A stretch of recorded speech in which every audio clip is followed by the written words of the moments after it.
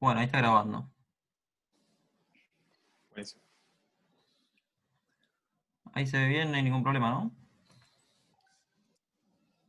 Yo lo veo bien. Se ve joya. Perfecto, perfecto. Bueno, ahí tengo por acá.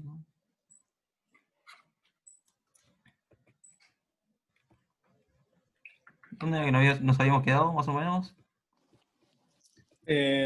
Terminamos oferta. Estamos por ver. Eso, pasamos. Ah, acá. Ahí, antes. Anterior. Eso.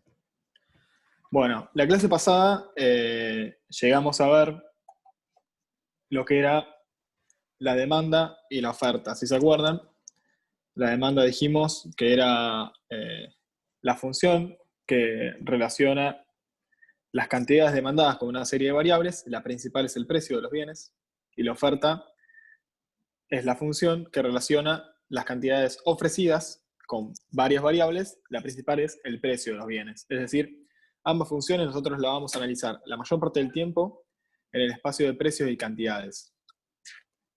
Que es este gráfico, ¿no? Con el que ya estuvimos trabajando en la clase pasada, donde tenemos en el eje vertical los precios de los bienes y en el eje horizontal las cantidades. Ahora lo que vamos a ver es el equilibrio de mercado. Así que pasamos a la siguiente página.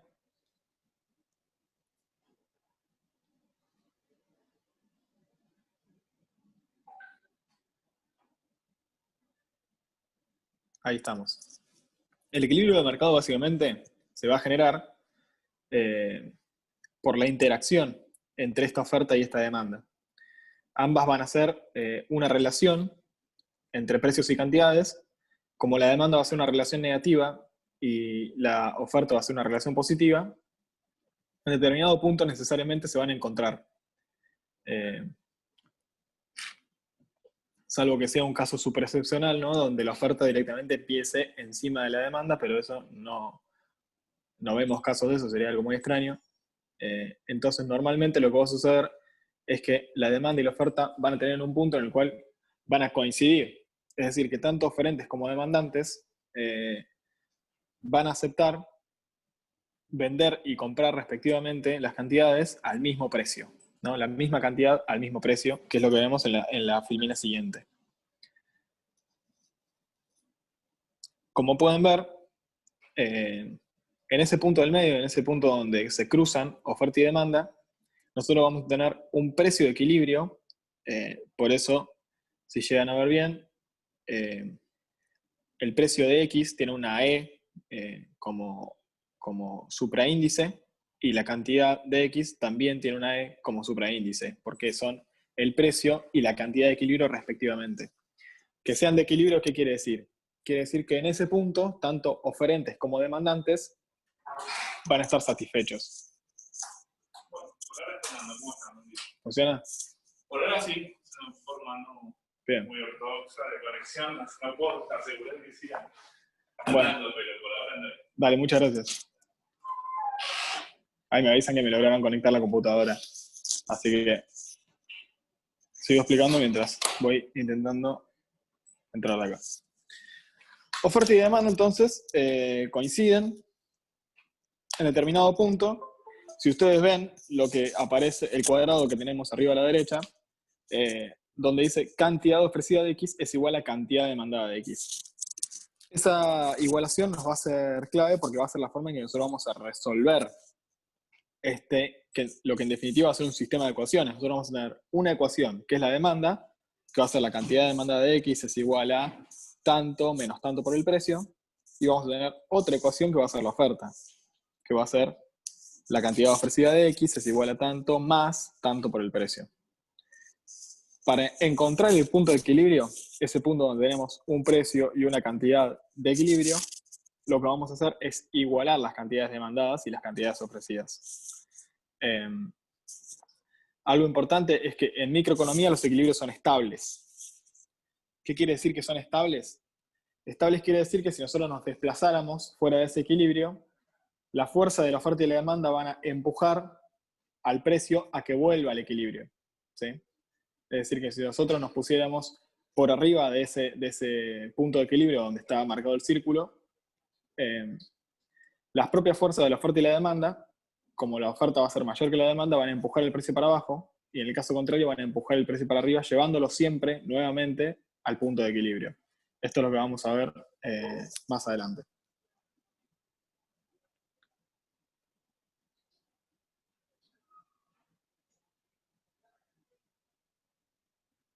¿Pasa? Ahí está. Acá lo que tenemos es un ejemplo de cómo se resuelve, ¿no? Nosotros tenemos una oferta, que es la cantidad ofrecida de X es igual a 2 por el precio de X, y tenemos una demanda, que es la cantidad demandada de X es igual a 60 menos 4 por el precio de X.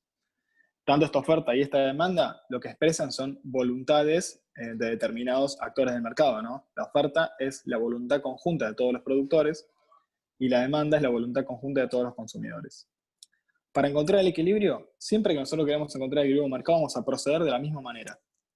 Vamos a igualar las dos funciones que se tienen que cruzar, ¿no? En este caso, oferta y demanda.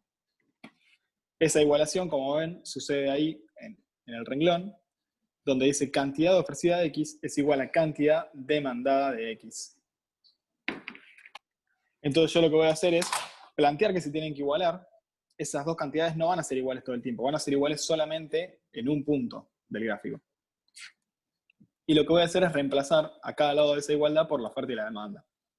Fíjense que del lado izquierdo yo tengo cantidad ofrecida de X y abajo reemplazo por 2 por el precio de X, ¿no? Que es la oferta, como tenemos arriba. Del lado derecho tengo cantidad demandada de X y lo voy a reemplazar por 60 menos 4 por el precio de X. ¿Sí? Es decir, voy a reemplazar la cantidad demandada de X por la demanda. Luego simplemente lo que hago es operación de despeje, ¿no? Tengo 4 precios de X restando, lo paso sumando. Sumo 2 precios de X más 4 precios de X es igual a 6 precios de X. Y luego ese 6 lo voy a pasar dividiendo para el otro lado, como muy bien está marcando Rodri con la manito. Esto me va a dar que el precio de equilibrio, es decir, este es el precio que iguala la cantidad ofrecida y la cantidad demandada de X. El precio de equilibrio va a ser igual a 10. O sea, la oferta y la demanda se van a encontrar donde el precio es igual a 10. Profe, Hacemos. Sí. para corroborar si eso está bien, tendría que reemplazar el precio en las dos funciones, ¿no? En las dos ecuaciones, perdón. Exactamente. Ese es el paso siguiente. A vos, Perdón. si esto está bien, al reemplazar en las dos ecuaciones, te va a dar la misma cantidad. Te tiene que dar igual en las dos ecuaciones porque precisamente vos lo que hiciste fue decir cuál es el precio que iguala la cantidad ofrecida y la cantidad demandada. Claro. Como bien dice el compañero, si vos reemplazás el precio en las funciones, te tiene que dar la misma cantidad. Y esa misma cantidad que te va a dar va a ser precisamente la cantidad de equilibrio. Ah, mira eso, no sabía que se podía hacer. Ah, eso es con la tableta gráfica.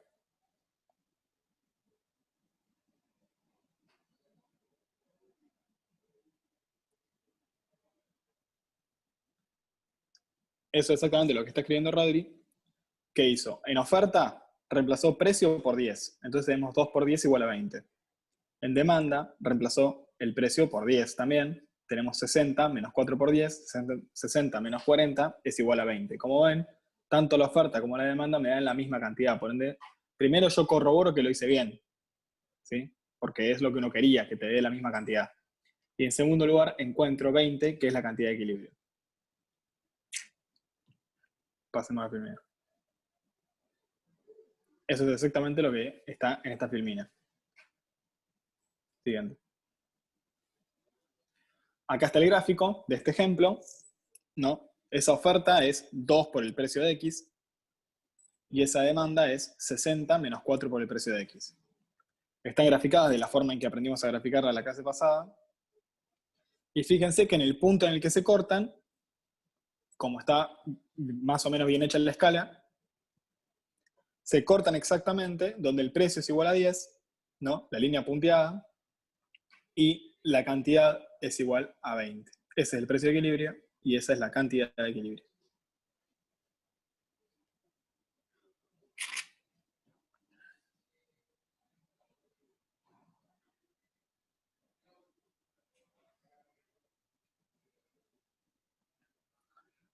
Acá vemos qué es lo que sucede si nosotros estuviéramos en otro precio que no fuera el de equilibrio.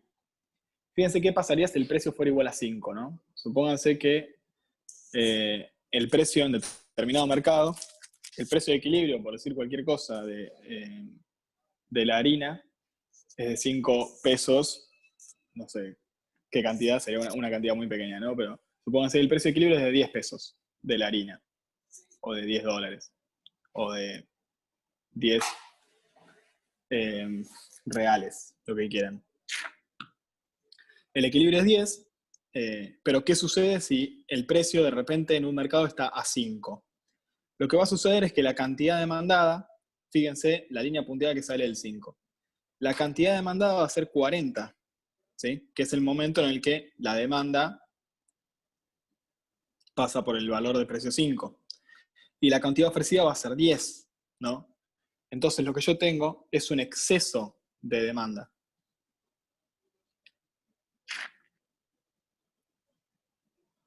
Está mal escrito, a la derecha está mal escrito. Puse que el exceso de demanda era de 10 unidades, pero no, evidentemente es de 30 unidades. Ahí me confundí cuando tipié. Porque yo tengo la cantidad demandada es 40 y la cantidad ofrecida es igual a 10. Entonces, el exceso, es decir, lo que los consumidores de harina van a querer consumir y no van a encontrar, va a ser 30 unidades. Va a haber 5 pesos, voy al mercado, voy a querer comprar 40 unidades y en el mercado solamente va a haber 10 unidades a ese precio. Si yo quisiera comprar más unidades, debería pagar un precio mayor. Esto es lo que dice el siguiente párrafo que está ahí. En competencia perfecta, el mercado tendería a equilibrar el precio. Si por alguna razón el precio no puede subir, por ejemplo hay una política de precio máximo, entonces se generan distorsiones. ¿Qué es esto? Bueno, si yo voy al mercado, encuentro que la harina sale 5 pesos, puedo comprar 10 unidades y me quedo manija de querer comprar 30 unidades más de harina. ¿Qué va a pasar? Yo voy a decir, bueno, che, pará, te pago un poquito más y vendeme más harina. Entonces eso va a empujar a que el precio suba. A medida que el precio suba, yo ya no voy a querer comprar 40, voy a querer comprar primero 39, 38, 30, hasta que vamos a llegar al punto de equilibrio, donde a 10 pesos yo voy a querer comprar 20 unidades y el que me vende la harina me va a decir, perfecto, te vendo 20 unidades a 10 pesos y ahí se termina la historia. ¿Qué pasaría si, por ejemplo, hay una política de precio máximo? Es decir, si la harina no puede subir más de 5 pesos porque se determinó que en la Argentina hay problemas de desnutrición, entonces la harina tiene que estar más barata para que la gente pueda acceder. Si no se puede subir el precio, entonces se van a generar distorsiones. Esto es lo que nos dice la teoría microeconómica, como yo les dije anteriormente, siempre con una perspectiva muy liberal de la economía, que en muchas cosas podemos discutir si es así o no. Pero es interesante pensar en esta lógica. ¿Qué pasa si yo digo, no se puede subir la harina más de 5 pesos? Entonces yo voy a tener un problema, porque va a haber gente que va a querer comprar más y no va a haber más que 10 unidades. Se va a generar en principio desabastecimiento y posiblemente, si están las condiciones, se puede generar un mercado negro.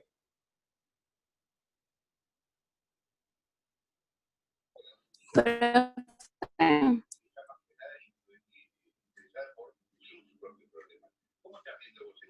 Profe, no se te escuchó lo último, se te trabó todo. El Lo, dólar. lo último que quedó, lo último que se escuchó fue lo del mercado negro. Bueno, simplemente decía, ¿se escucha ahí? Lo que decía Sí, es, se escucha. esto sucede, por ejemplo, en el mercado de la divisa estadounidense, ¿no? El dólar.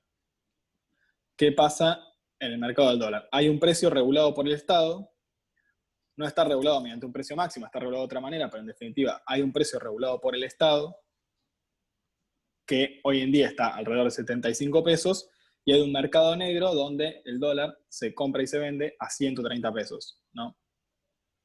Entonces, más o menos es esta lógica. Es decir, si yo regulo el mercado, se generan distorsiones. El mercado negro, el mercado blue del dólar, por ejemplo, es una distorsión de este tipo. Similar. No exactamente igual, pero similar. Pasemos. No, ahí termina. Ah, bueno, perfecto. ¿No hay una al revés, en la que tengamos un precio No, es en el caso contrario? la última. Ok, Pero bueno, si querés bueno, lo podemos hacer acá. dale.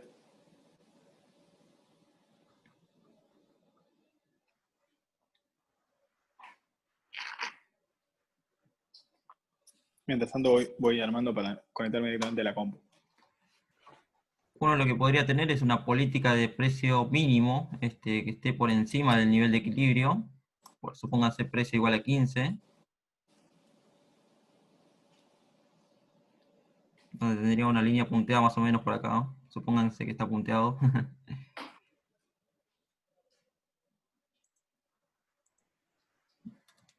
Y uno ve que cuando el precio es 15, las cantidades demandadas son cero. Los consumidores no están dispuestos a demandar nada. En cambio, cuando el precio es 15, del lado de la oferta, la cantidad ofrecida es de 30 pesos. ¿Qué nos sugiere esto? Que hay un exceso de oferta de 30 pesos. Ahora es el caso contrario. ¿Por qué? Porque el precio de 15 es muy caro para los consumidores, dada esta función de demanda. No demandan nada a este precio.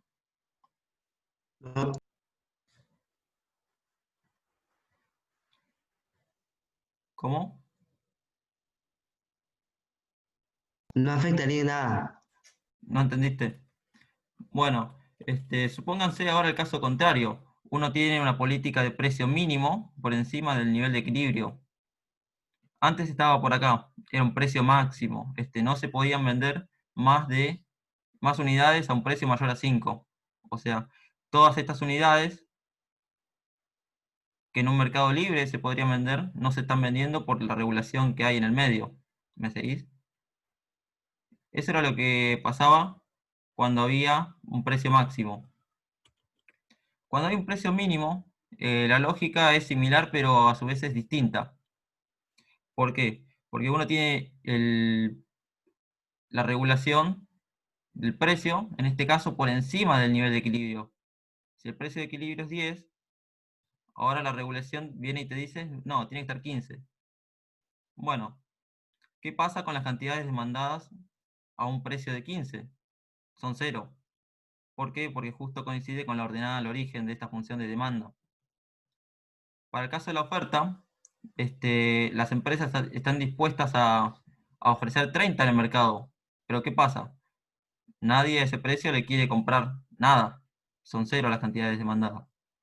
Si no existiera la regulación, en un mercado libre, lo que pasaría es que los precios bajan a su nivel de equilibrio donde se encuentra la oferta y la demanda.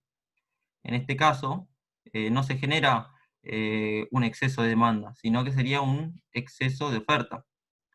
¿Por qué? Porque se están ofreciendo 30 unidades que los consumidores no quieren comprar. ¿Por qué? Porque las cantidades demandadas son cero. ¿Hay algo en el chat? A ver,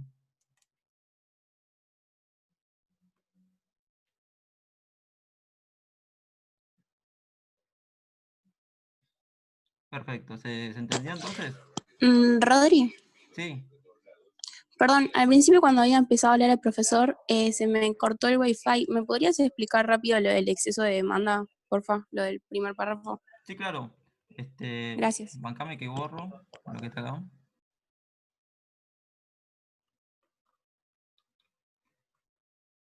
Bueno, ¿qué sucede? Supónganse que hay una regulación de precio máximo. Cuando uno tiene una regulación de precio máximo, lo que sucede es, pueden pasar dos cosas, o tres si querés. Si yo pongo el precio máximo por encima del nivel de equilibrio, no va a pasar nada. Si yo lo pongo acá, ponerle, ¿no? ¿Por qué? Porque la oferta y la demanda justo se intersectan por debajo de ese precio máximo, así que no le hace nada al precio máximo, a un nivel superior al de equilibrio. Si el precio máximo es de 10, tampoco pasaría nada, porque justo es el lugar donde se intersectan la oferta y la demanda. Pero ahora, ¿qué pasa? Si yo pongo el precio máximo, por ejemplo en 5, que es un nivel inferior al nivel de equilibrio en un mercado libre, yo intervengo al mercado, le pongo un precio máximo, le estoy diciendo a las empresas, por más de este precio, en este caso 5, no puedes vender más unidades. Acá lo que sucede es que la oferta tiene pendiente positiva y para vender una unidad más de producto en el mercado, su precio tiene que aumentar. Pero bueno, yo acá le estoy diciendo, bueno, el precio tiene que ser de 5. No puedo no puedo subirlo más. Entonces, bueno, a un precio de 5, las empresas están dispuestas a ofrecer 10 y las personas quieren demandar 40. Bueno, las personas dicen, bueno, está a 5 pesos, está muy, muy barato, a ese precio yo te compro 40. Pero bueno, ¿qué sucede? En el mercado no hay esas 30 unidades de diferencia y por eso es que se genera ese exceso de demanda de 30 unidades. ¿Sí? Sí, sí, genial, Rodri, gracias. Y lo que pasaría si yo levanto esta regulación, tenemos un mercado libre y permite que interactúen la oferta y la demanda y se coordinen ambos agentes y tengamos 20 cantidades demandadas y ofrecidas, o sea, porque estamos en el nivel de equilibrio a un precio de 10.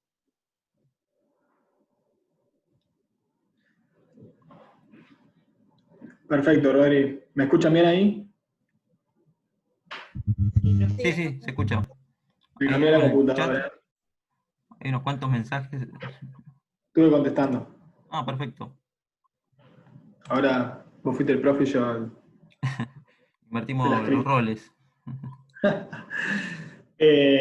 Para terminar con este tema, o sea, vamos a volver a mercado, obviamente, cuando hayamos pasado después del práctico 3 y el práctico 4, pero para terminar con este tema, mencionar que las políticas de precio máximo y mínimo en general están bastante en discusión en la agenda pública.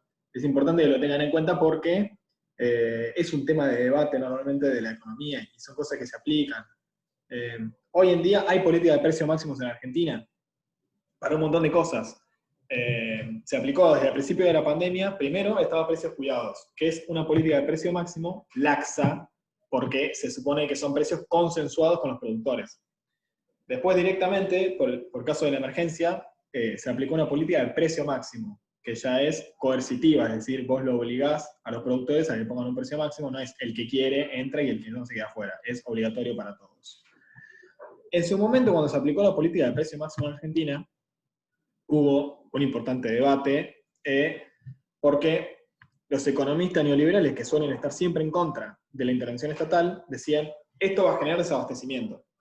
La política de precio máximo lo que hace es desabastecimiento, ¿por qué? Porque se van a demandar, por ejemplo, en este ejemplo, ¿no? 40 unidades y se van a ofrecer 10 unidades, entonces va a haber desabastecimiento, van a faltar unidades en las góndolas.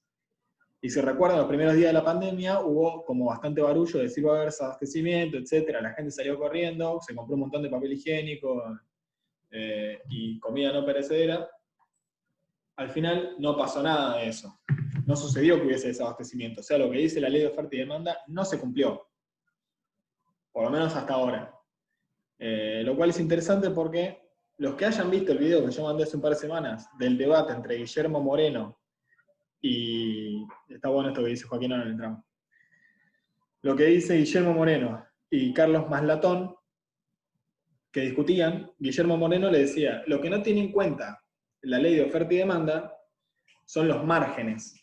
Ustedes van a ver que en la teoría microeconómica el beneficio normalmente es cero, es decir, no tienen un beneficio extraordinario los productores. Eso lo vamos a ver recién en el práctico 4, me parece. Pero en el mundo real, decía Guillermo Moreno, los productores tienen determinado costo y por encima le ponen un beneficio. Ese beneficio puede ser normal y razonable o puede ser extraordinario. Si es extraordinario y vos le pones un precio máximo, lo que haces es reducir ese beneficio. Pero no vas a hacer que vendan menos cantidad de bienes, porque igual van a tener un beneficio normal y razonable. Entonces es un debate interesante que está bastante presente en la agenda. Me gustaría que lo tengan en cuenta, que es uno de los temas que estudiamos en esta materia. Obviamente que para resolver los ejercicios de la materia tienen que aplicar esta teoría, pero sepan que hay algunos de estos elementos que están en debate que son interesantes para pensar. Joaquín ponía ahí en el chat que un ejemplo como contraparte es el tema del salario mínimo, que lo estaba poniendo Rodri acá arriba. Teniendo en cuenta que el mercado laboral es un mercado que en muchas cosas se rige como los demás mercados, es decir, hay una oferta laboral, que somos las personas que queremos trabajar, y hay una demanda laboral, que son las empresas, el Estado, etcétera, que nos contrata, donde el precio del mercado laboral es el salario, ¿no? Y la cantidad es el empleo, es decir, la cantidad de trabajadores que efectivamente se ofrecen para ser contratados y son contratados. Cuando ponemos un salario mínimo, es un precio mínimo. ¿En qué sentido? En que vos querés que el salario esté por encima del salario que se fijaría por la libre interacción de la oferta y la demanda. O sea, vos querés que el precio del salario no baje. ¿Qué puede producir un precio mínimo? Como en el ejemplo de Rodri, puede producir exceso de oferta. ¿Sí? Es decir, que haya, en este caso, en el caso del mercado laboral, más trabajadores ofreciéndose a trabajar que empresas o cualquier unidad productiva demandando trabajadores, ¿no? Es el caso de esa línea roja que acaba de marcar Rodri ahí en el PowerPoint. Si fijamos un precio mínimo que está por arriba, por ejemplo, ahí sería, no sé, 14, entonces lo que va a pasar es que la oferta va a superar la demanda. Y si hay más trabajadores queriendo trabajar que unidades productivas queriendo contratar, se genera el fenómeno del desempleo. ¿Sí? Entonces, la visión de esta teoría, ¿cuál es? Que el desempleo es producto de los salarios mínimos. Y si vos dejaras que el salario cayera todo lo que tiene que caer, y que le pagaran a los trabajadores, qué sé yo, un salario mínimo de 5.000 pesos por mes, entonces no habría desempleo. Quizás verdad. Quizás si vos pudieras contratar a un trabajador y pagarle 2 pesos, entonces no habría desempleo, porque al menos uno cobraría 2 pesos por trabajar a destajo. Obviamente que no tiene una discusión social de decir si eso efectivamente sería una economía sustentable o no, porque generaría mucho mayores niveles de desigualdad y de pobreza. Pero bueno, es una discusión también súper interesante que está ligada precisamente a este tema de los precios mínimos y máximos, y reafirmando lo que dije en la primera clase. De alguna manera, la teoría predice que la intervención del Estado siempre va a tener consecuencias negativas, pero bueno, en la realidad, al menos mi visión es que hay que analizar particularmente cada caso, porque muchas veces lo que predice la teoría no sucede. Luciana dice, profe, una consulta, durante la pandemia no hubo desabastecimiento, pero sí empresas productoras que dejaron de producir mercadería. Es verdad, Luciano, pero no han dejado de producir por falta de oferta. Es decir, no es que ha habido exceso de demanda de ciertas mercaderías. Ha habido, precisamente, falta de demanda. ¿Por qué? Porque la gente no circula, porque la gente tiene poca plata, porque la gente está más empobrecida, entonces compran menos cantidad de bienes. Además, obviamente, del factor de que directamente hubo un tiempo en el que no se permitía producir, ¿no? O sea, durante los tiempos de cuarentena más estricta, muchas empresas directamente estaban cerradas por decreto, por ley. En ese caso, se redujo la producción, pero se redujo a partir de que era excesiva la producción, de que había poca demanda. ¿Sí? Ponerles un ejemplo, en la construcción se redujo. ¿Por qué? Porque nadie quiere construir, porque la gente no puede trabajar porque se contagia, porque no hay dinero, porque nadie está invirtiendo, porque hay un montón de condiciones que hacen que no haya demanda de construcción. ¿Sí? Entonces, se construye menos porque la oferta se ajusta a esa demanda. Así que no sería un caso de exceso de demanda, sino que sería un caso de exceso de oferta que se corrige por la caída de la demanda. ¿Bien? Cuando hay falla de mercado, muchas veces no está mal que se intervenga por parte del Estado. Bueno, ese es mi pensamiento. Hay que decir que en la realidad las fallas de mercado son la regla, ¿no? En la teoría las fallas de mercado son la excepción, pero en la realidad las fallas de mercado son la regla, porque difícilmente encontramos situaciones ideales.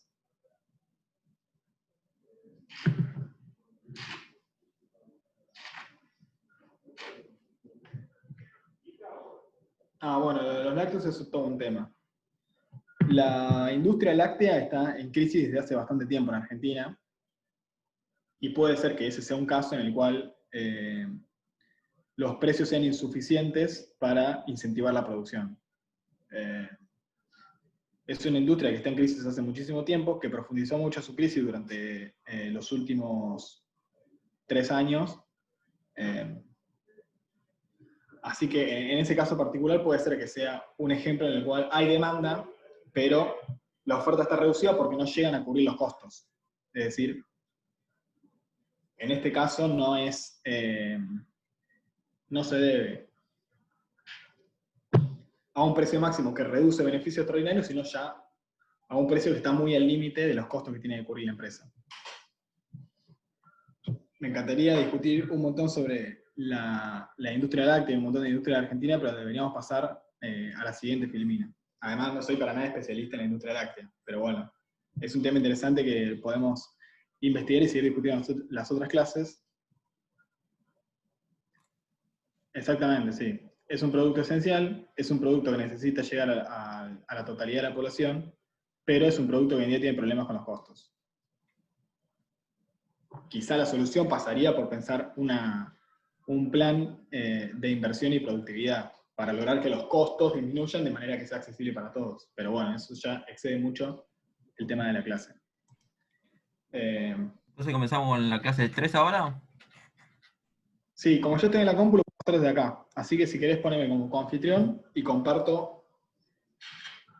Perfecto, dale, ahí te pongo.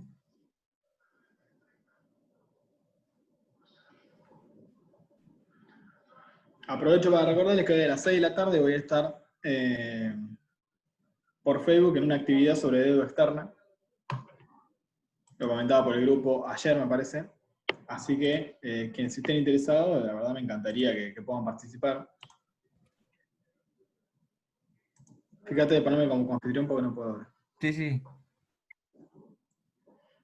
No, les decía, me encantaría que puedan participar, porque además es un tema muy vigente y Ahí está.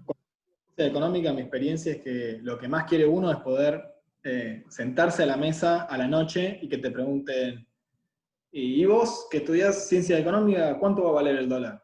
Y uno poder decir algo, ¿no? Poder decir, bueno, depende de tal cosa, depende de tal otra. Yo creo que eso es lo más lindo de estudiar ciencia económica.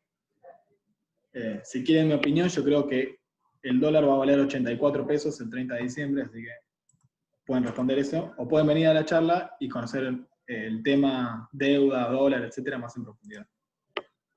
Los invito.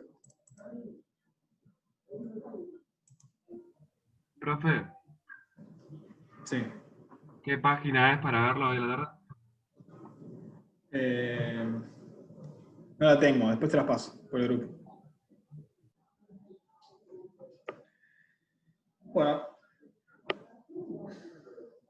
la clase del trabajo práctico número 3, recuerden que lo de recién era el final del trabajo práctico número 2. El trabajo práctico número 3 se refiere puntualmente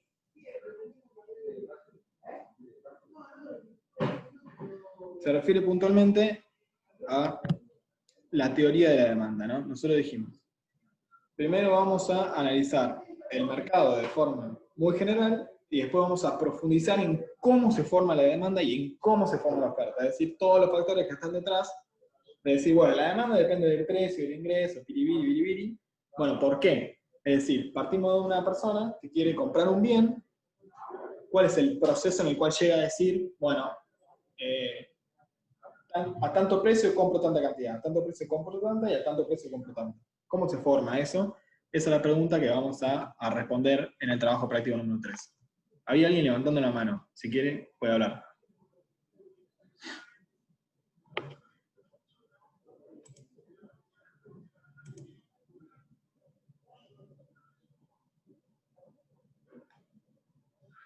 Me pregunta por el tema del dólar en el chat. Estoy hablando del dólar oficial, no del dólar blue, ni del dólar contado con liqui, ni del dólar bolsa.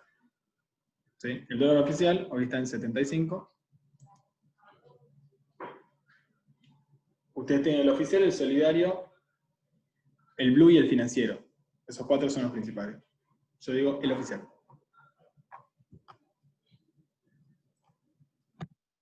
Vamos a teoría de la demanda. A ver.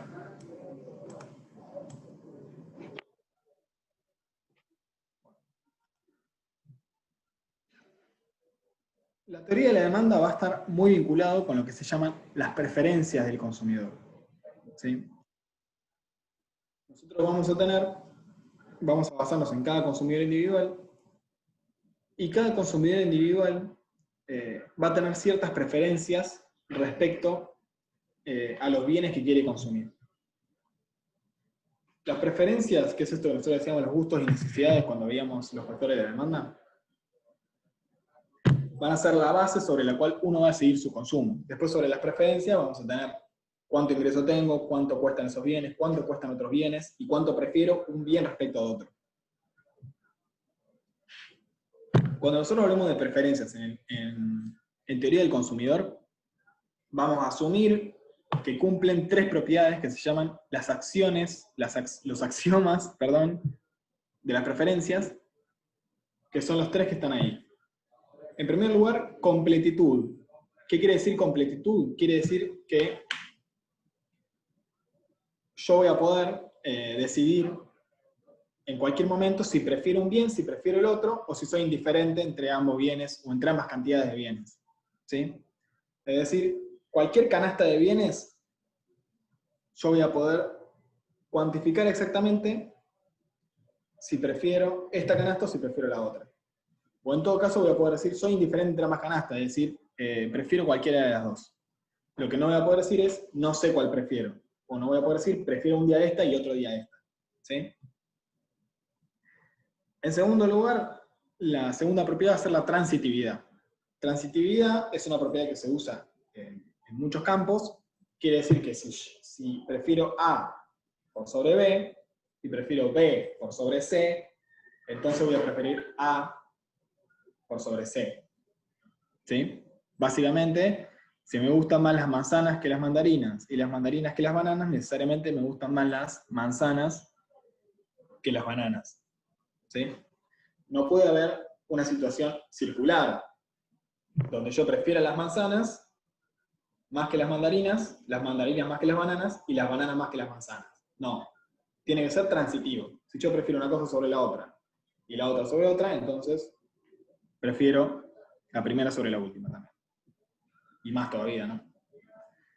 Y la tercera propiedad es la no saciedad, que esta es muy importante, y es una propiedad muy estricta, que quiere decir, yo siempre voy a preferir un poquito más. ¿Sí? Siempre voy a preferir un poquito más.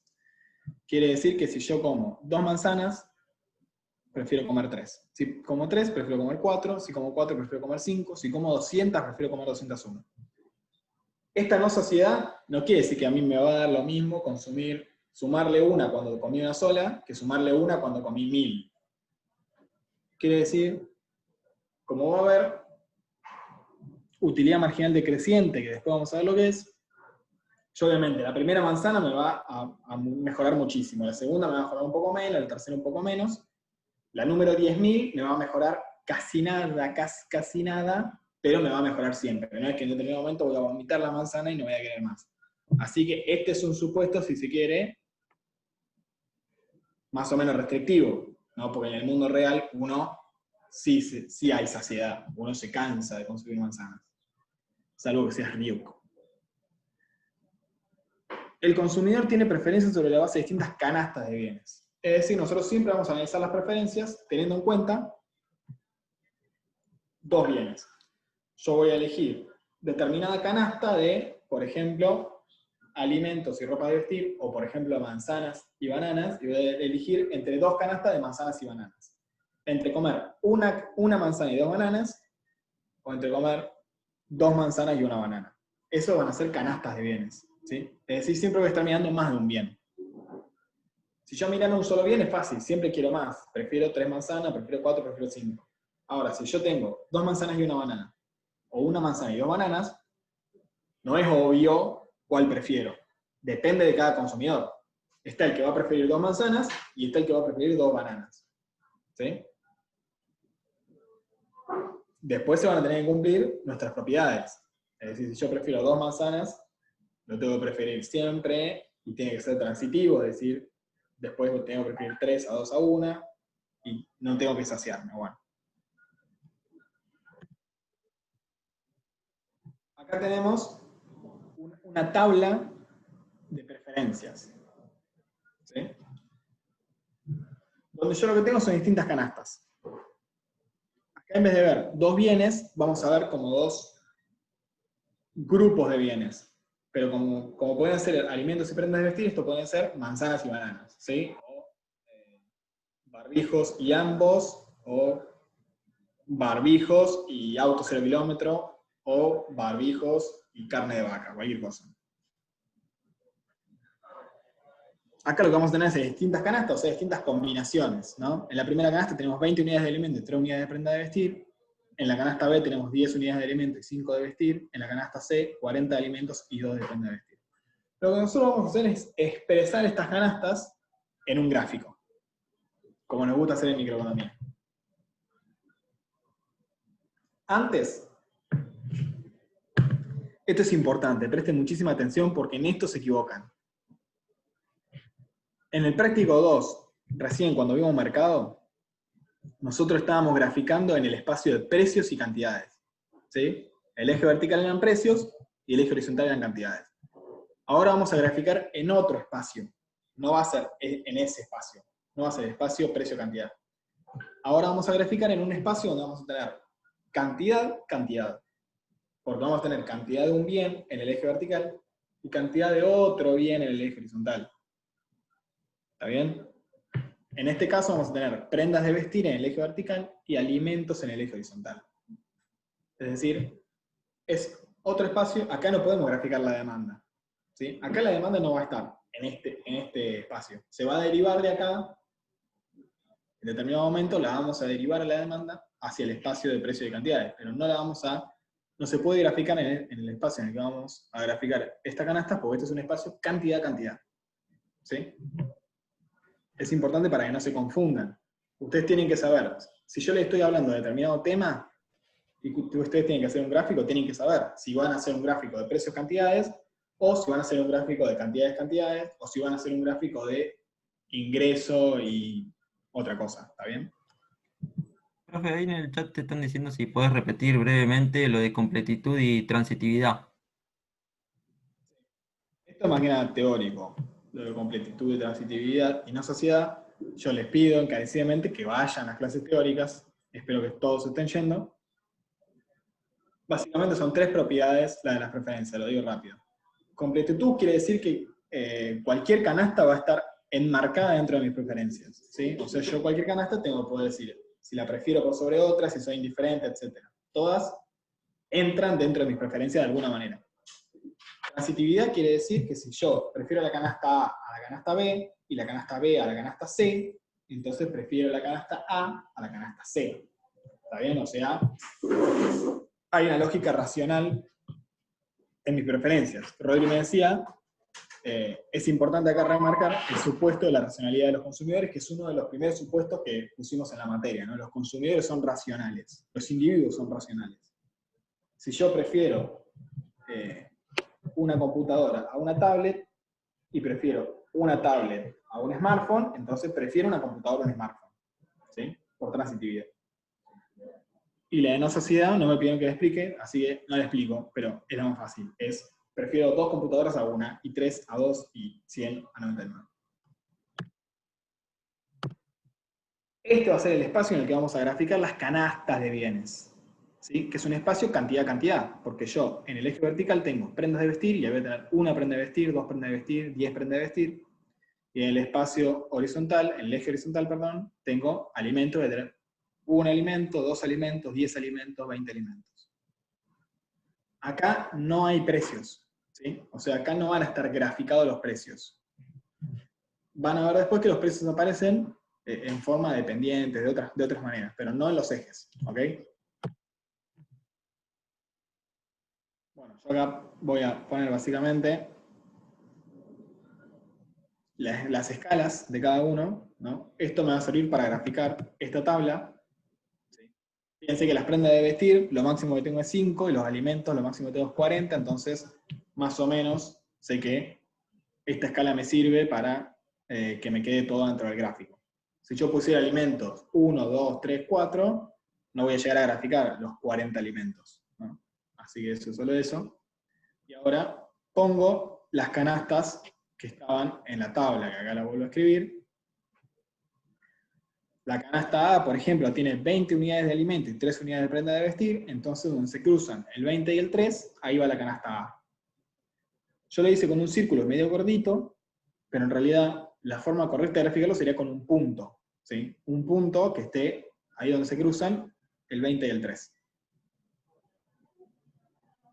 Lo mismo para la B, lo mismo para la C, lo mismo para la D, etc., ¿no? En cada canasta, cada canasta me va a representar un punto, según cuántas unidades de alimento tenga, que lo veo en el eje horizontal, y según cuántas unidades de prenda de vestir tenga, que lo veo en el eje vertical. Entonces, la canasta B, la E y la F, todas tienen 10 alimentos, ¿verdad? Pero tienen distinta cantidad de prenda de vestir. La B tiene 5 prendas de vestir, la E tiene 2 prendas de vestir, y la F tiene 4 prendas de vestir. Por eso están graficados de esta manera, simplemente. Las líneas punteadas no serían necesarias, ¿no? Yo podría directamente graficarlo sin las líneas punteadas. Las puse únicamente para que ustedes se guíen. Y ahora vamos a ver lo que se llama las curvas de indiferencia. Las curvas de indiferencia lo que van a hacer es unificar aquellas canastas que me reportan a mí la misma satisfacción. Es decir, aquellas canastas en las cuales yo soy indiferente entre una y otra. Si yo soy indiferente entre consumir 2 manzanas y una banana y consumir 2 bananas y una manzana, entonces esos 2 puntos del gráfico van a estar unificados por una curva de indiferencia. En este caso, en general, las curvas van a ser curvas, ¿sí? Y vamos a ver por qué más adelante. Algo que es importante, que no lo dije, que lo ven en la teoría, es que en microeconomía la satisfacción de los consumidores tiene una medida, ¿sí? La satisfacción o la felicidad incluso de los consumidores en microeconomía se cuantifica y se le llama la utilidad, ¿no? La utilidad es una especie de medida de qué tan feliz soy yo con los bienes que estoy consumiendo. Si yo tengo más utilidad, quiere decir que soy más feliz que si tengo menos. Entonces, cuando hablamos de preferencia, si yo prefiero una computadora o una tablet, quiere decir que la computadora me reporta más utilidad que la tablet. Por ejemplo, la tablet me da 10 unidades de utilidad y la computadora me da 20 unidades de utilidad. ¿Está bien?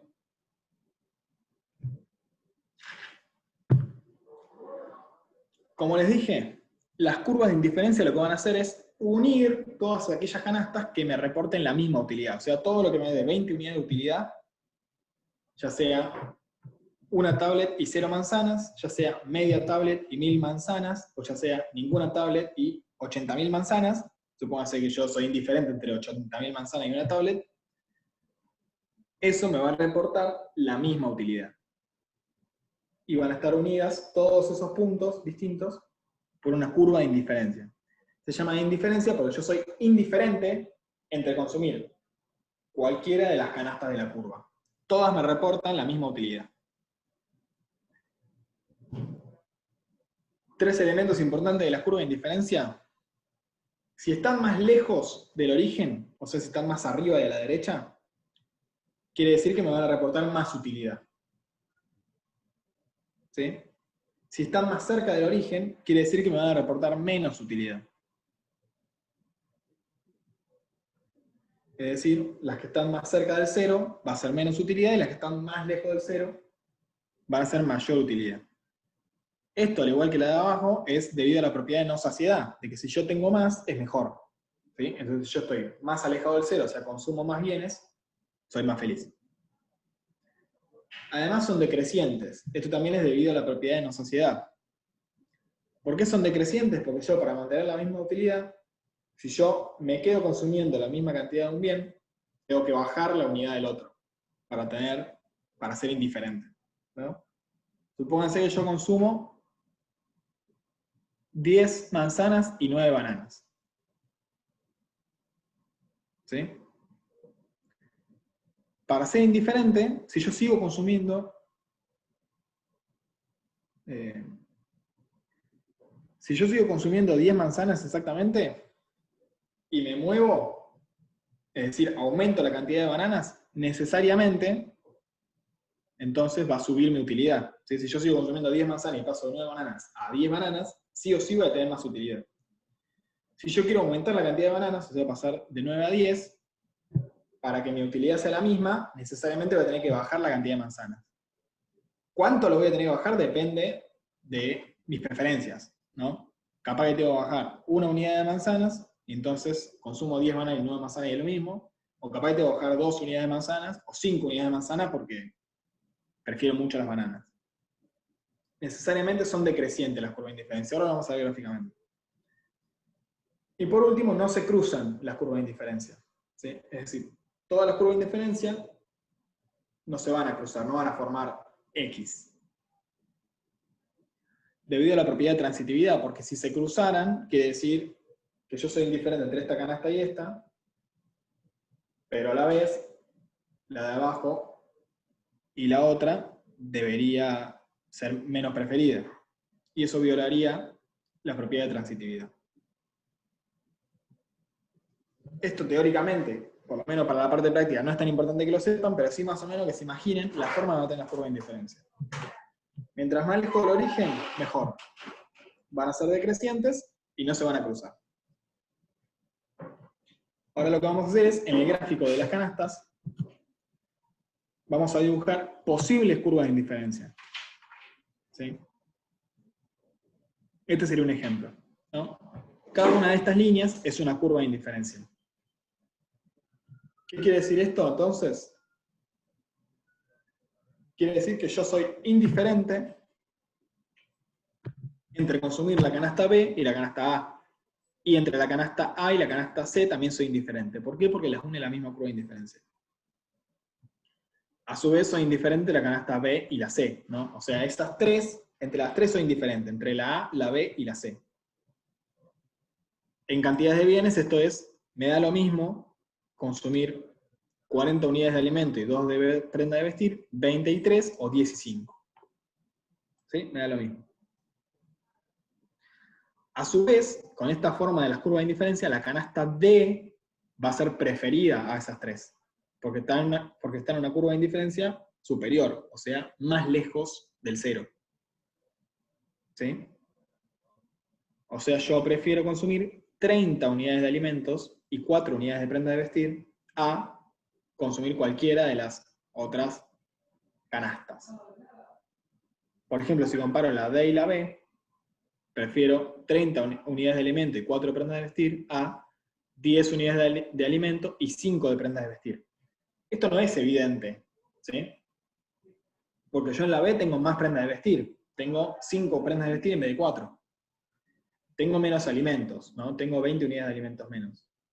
Pero si prefiero una o prefiero la otra, depende de la forma de las curvas de indiferencia. Yo podría preferir la D, como en este caso, o perfectamente podría ser indiferente entre las dos, o incluso podría preferir la B, si las curvas de indiferencia fueran muy horizontales.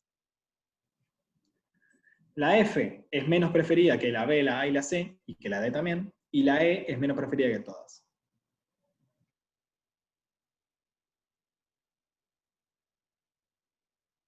Situar cualquier canasta, por ejemplo, podría situar,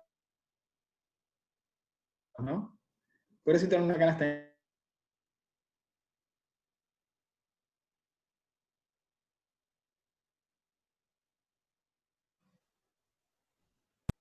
Profe, Profe, no se te escucha. ¿Gordo? Que cortó. no se escucha bien. Hola, hola, hola, hola. Sí, ahora sí. ¿Ahora sí? Sí, sí.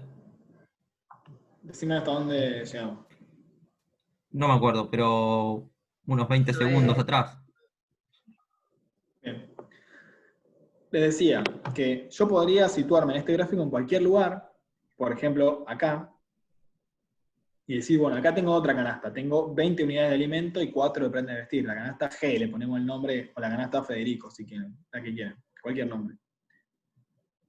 Si yo pongo una canasta acá, yo podría dibujar además una curva de indiferencia que pase por esa canasta. ¿Sí? Es decir, en todo el mapa, en todo este espacio de bienes, hay infinitas canastas, acá, en los cruces y también en el medio, ¿no? Acá, por ejemplo, hay 25 alimentos y 3,5 prendas de vestir, por decir cualquiera.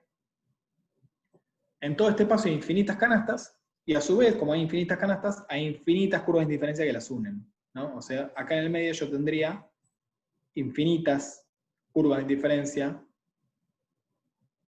que completan todo el espacio. Esto tiene que ver con la propiedad de completitud. Yo en cualquier lado que me pongo acá, ay, pasé de cosas.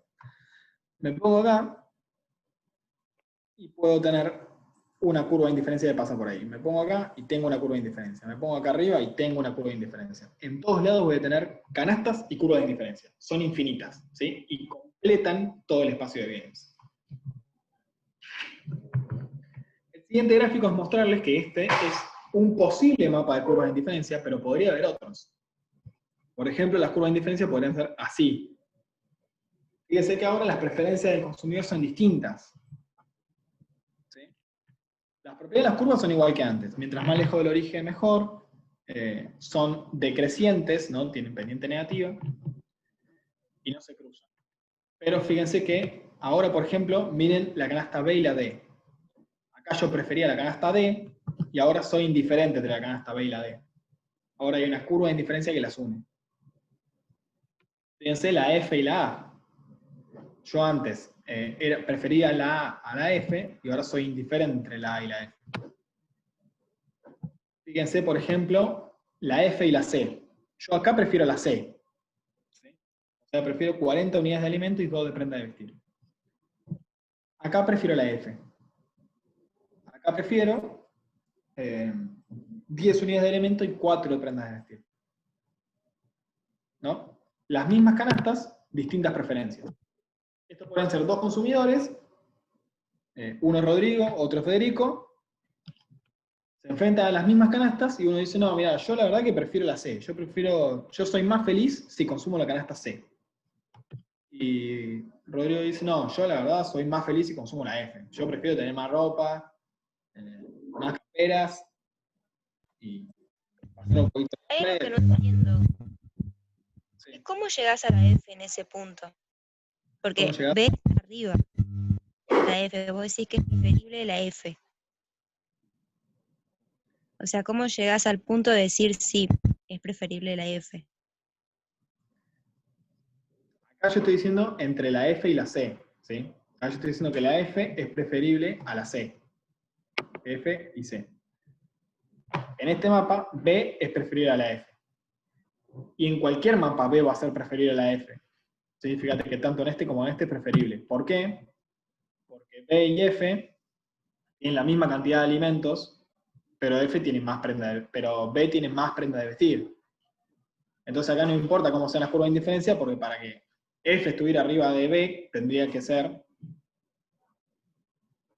No se puede, ¿no? Siempre B va a estar arriba de F. Como siempre D va a estar arriba de A. Como siempre A va a estar arriba de E. Porque si una canasta tiene más que la otra, entonces preferible seguro. El debate está entre las canastas que tienen más de un bien y menos del otro, ¿no? Entre F y C es discutible porque F tiene más prenda de vestir, pero menos alimentos. Y C tiene más alimentos, pero menos prenda de vestir. Entre B y F no hay discusión, porque B tiene más prenda de vestir, pero tiene la misma cantidad de alimentos, entonces es preferible seguro. ¿Sí? Yo seguro prefiero 5 prendas de vestir y 10 alimentos que 4 prendas de vestir y 10 alimentos, porque en una tengo más. No sé, Maricel, si respondí tu pregunta o si nada que ver con lo que vos me preguntaste. Sí, me quedó claro. Gracias. En definitiva, para estos casos en los cuales tengo más de un bien y menos del otro, va a depender de cuál es la forma de mi curva de indiferencia. Por supuesto que para saber la forma de las curvas de indiferencia voy a necesitar una función. ¿Sí? En este caso la función que voy a necesitar va a ser la función de utilidad. La función de utilidad me va a decir a mí cuánta utilidad voy a obtener de un bien y cuánta utilidad voy a tener del otro. Y la utilidad que obtenga de ambos bienes en conjunto me va a decir si yo estoy, en qué curva de indiferencia estoy en cada momento. ¿Sí? cada curva de indiferencia va a implicar una utilidad constante. Por ejemplo, esta curva de indiferencia de acá arriba va a implicar 1000 de utilidad. Esta va a implicar, qué sé yo, 800, esta va a implicar 700, esta va a implicar 500. Supónganse, ¿no? Puede ser cualquier valor. Pero necesariamente cada curva de indiferencia va a estar asociado a un nivel de utilidad.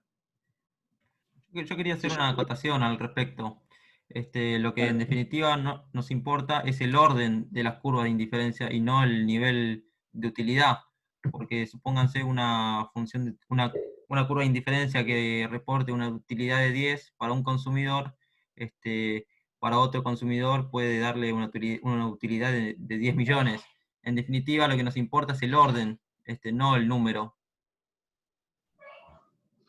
Quizá lo que ustedes lo han visto en la teoría, lo que nos importa es la ordinalidad y no la cardinalidad. Exactamente. Fíjense que yo no sé si la curva de indiferencia de F y A, en este gráfico, yo no sé si tiene 100 unidades de utilidad más que la de C, o si tiene 1000, o si tiene una unidad de utilidad más. Capaz que la de C es 20 y la de F y A es 21. O capaz que la de C es 20 y la de F y A es 20.000. Eso no nos importa. ¿Sí? No nos va a importar. Lo único que nos va a importar es que la de F y A tiene más utilidad. O sea, una unidad más de utilidad, o 1000 unidades más de utilidad, o 1.000.000 más de utilidad. Esto tiene una fundamentación matemática y gráfica, que es que a mí solo me importa que estén por encima, no me importa qué tan por encima están. Y tiene la fundamentación más bien de carácter teórico, que tiene que ver con decir, la utilidad es una medida abstracta, no es una medida objetiva. Entonces no importa si la utilidad, si yo les digo, ¿cuánta utilidad les da a ustedes venir a mi clase? Y ustedes no pueden medir con ningún objeto concreto si la utilidad es de 1, de 10, de 100 o de 1000. Seguro que va a ser mucha, porque mis clases son fantásticas, pero no pueden saber cuánto es, no tienen manera de medir eso, de mensurarlo. Pueden decir si prefieren venir a mi clase o ir a jugar al fútbol. Eso lo pueden decir. Bueno, yo prefiero ir a la clase de Machado que jugar al fútbol. Lo que no van a poder decir es, bueno, a mí me da 200 de utilidad jugar al fútbol y 300 de utilidad ir a la clase.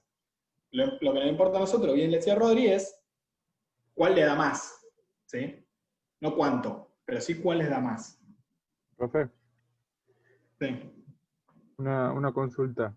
Una vez que yo tengo la tabla, el gráfico, pongo los puntos, todo, ¿cómo sé yo qué puntos unir para diseñar la curva? Porque ahí tranquilamente se podría armar otro tipo de curva. Claro, excelente pregunta. Porque vos, si tenés los puntos, si tenés esta tabla, armás este gráfico y podés hacer esto, podés hacer esto, y te da completamente Claro, diferente. diferentes tipos. ¿Cómo lo sé eso yo? Bueno, gracias por el pase, ahora pasamos a la siguiente. Ah, bueno. Con esta función, lamentablemente nuestras herramientas matemáticas nos obligan a que nosotros le vamos a tener que poner un valor a la utilidad. ¿Sí? Vamos a tener que decir, bueno, esta U va a ser igual a 1000, pero en realidad no va a importar el valor, va a importar, como decía Rory, el orden, ¿no? O sea, si es más grande o menos grande. Si de 1000 pasas a 1001 o a 1010 o a 1100, no importa, no debe pasar para arriba. De cualquier manera, por facilidad matemática, aritmética, le vamos a poner valor a la utilidad. Y acá pongo un ejemplo del práctico, de paso así ya cuando vean este ejercicio en los videos dicen, ah, me acuerdo. Nosotros vamos a tener la utilidad de una chica imaginaria del práctico, que no me acuerdo el nombre, pero era con L, Lucrecia, o Luciana, o Lucía, o Ludmila, que va a estar analizando la utilidad de esta chica respecto a alimentos y vestimenta.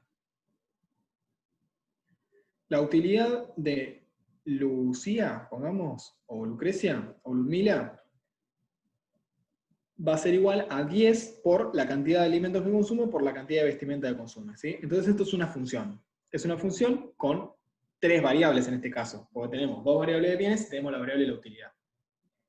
En el gráfico, nosotros graficamos solo los bienes. La utilidad no lo graficamos porque el gráfico sería para arriba, ¿sí? Porque necesitamos 3 dimensiones. es algo que no lo vamos a explicar acá. Quizá Rodrigo puede hacer con una tableta gráfica, pero es para quilombo, así que... Lo que nos va a importar a nosotros es la cantidad de alimentos y la cantidad de vestimenta que le reportan la misma utilidad. A mí me dice la consigna, encontrar las canastas que le generan la misma satisfacción que alimentos igual a 10 y vestimenta igual a 5. ¿No?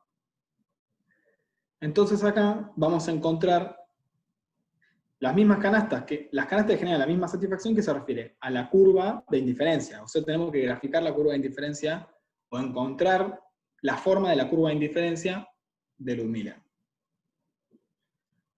La utilidad de Ludmila va a ser igual a 10 por la cantidad de alimentos por la cantidad de vestimenta. Como tengo que encontrar las canastas que le generan la misma satisfacción que 10, 5,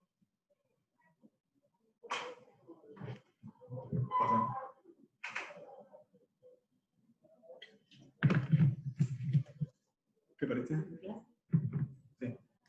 No perdí, quiero empezar a leer. Ah, genial. Porque terminé yo ya. Dale. Bueno. La utilidad va a ser igual a 10 por la cantidad de alimentos por la cantidad de vestimenta. La cantidad de alimentos va a ser igual a 10 y la cantidad de vestimenta va a ser igual a 5. Entonces 10 por 10 por 5. La utilidad que tenemos que encontrar, todas las canastas que generan esa cantidad de utilidad, va a ser igual a 500. ¿Sí? Entonces yo tengo que encontrar todas las canastas que generan 500 unidades de utilidad. Hay una canasta que ya la sé, que es 10, 5, pero tengo que encontrar todas las demás. Entonces las canastas que proporcionan utilidad igual a 500 forman una curva de indiferencia. Para encontrarlas, tengo que despejar, ¿no? Yo voy a reemplazar este 500 en la fórmula. Para mí no.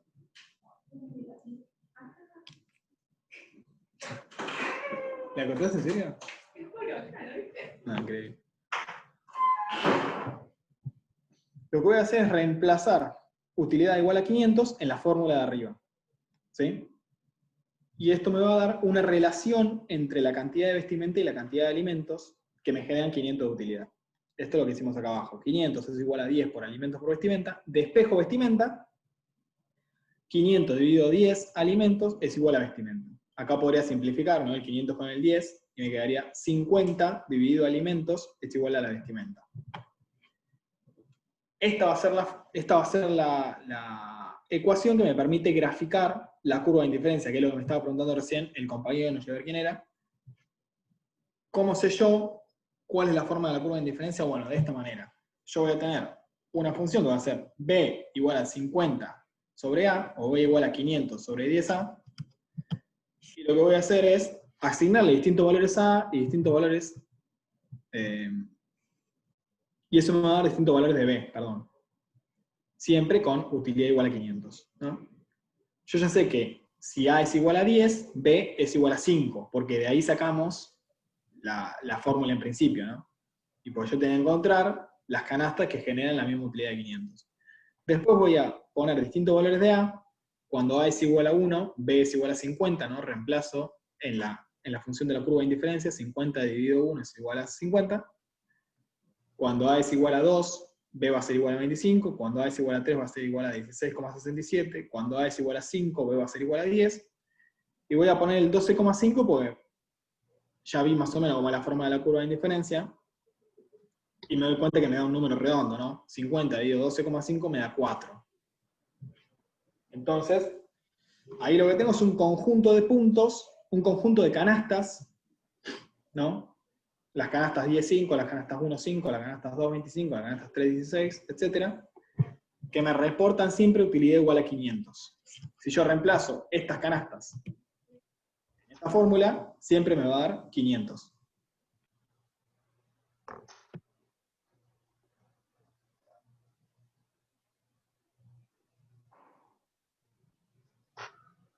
Entonces ahí yo ya sé cómo graficar la curva de indiferencia que pasa por 10,5.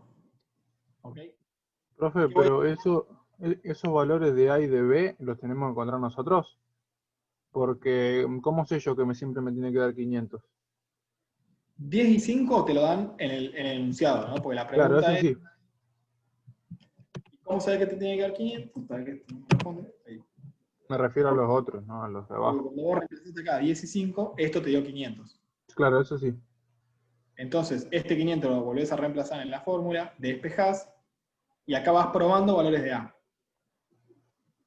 ¿Está bien? Claro, Pones A igual a 1, te da B igual a 5. Pones 50, perdón. A igual a 2, te da B igual a 25. A igual a 3, te da 16,6. Y vas armando esta tabla. sí. Haciendo valores de A, que podés probar con 5 valores, podés probar con 50 valores, con 100 o con 1.000.000 de valores. ¿Sí? Mientras más valores pongas, más preciso va a ser el gráfico. ¿Está bien? Vos Claro, encontraste, claro. reemplazás A por 1, por 2, por 3, etc. y vas completando este cuadro. Una vez que tenés estas canastas, que esto es lo que había que hacer, había que encontrar las canastas que reportan la misma utilidad, las podés poner en un gráfico. ¿Sí? Entonces, acá lo que hicimos fue marcar estos 5 puntos. El 1.50 creo que no lo marqué porque me iba a quedar muy fuera del gráfico, ¿no? Alimento igual a 1, vestimenta igual a 50, alimento igual a 1 sería acá, y vestimenta igual a 50 sería muy lejos, muy arriba. Pero a partir del siguiente marqué todos. 2.25, 3, 16,67, más o menos por acá.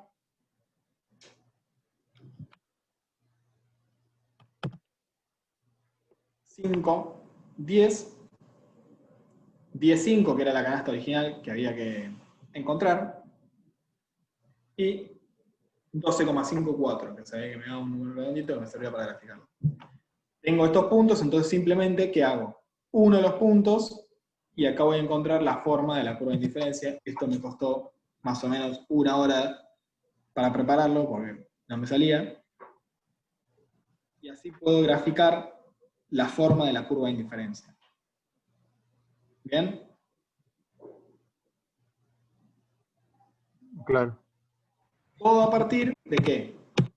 De tener la fórmula de la utilidad y decir qué curva de indiferencia quiero. ¿Cuál quiero? La que pasa por 10,5. ¿No? Yo partiendo de esas dos cosas, ya sé, 10,5, encuentro estas otras canastas, como dijimos, y las uno. Y así ya tengo la curva de indiferencia. Podría buscar muchas curvas de indiferencia. Podría decir, bueno, ahora quiero la curva de indiferencia que pasa por 5,2. Más bien dicho, por 2,5. Entonces procedería de la misma manera. Reemplazo 2,5 acá, encuentro un número de utilidad, reemplazo ese número de utilidad en la fórmula, despejo B, hago la tabla, grafico la tabla y uno los puntos.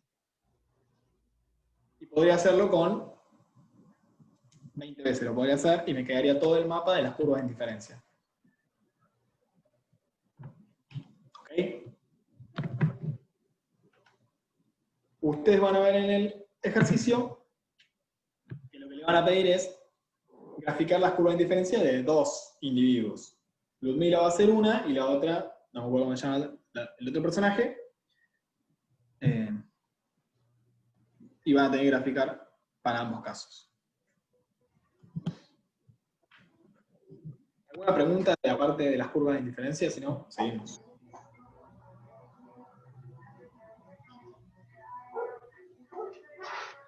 Te hago una pregunta. ¿Viste el cuadrito que da las 10, los valores? Eso no entendí. ¿Cómo se sacaba?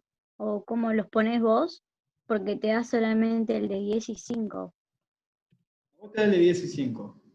Sí, Paso número 1, reemplazás 10 y 5 en la fórmula de utilidad. sí, Encontrás utilidad igual a 500. sí.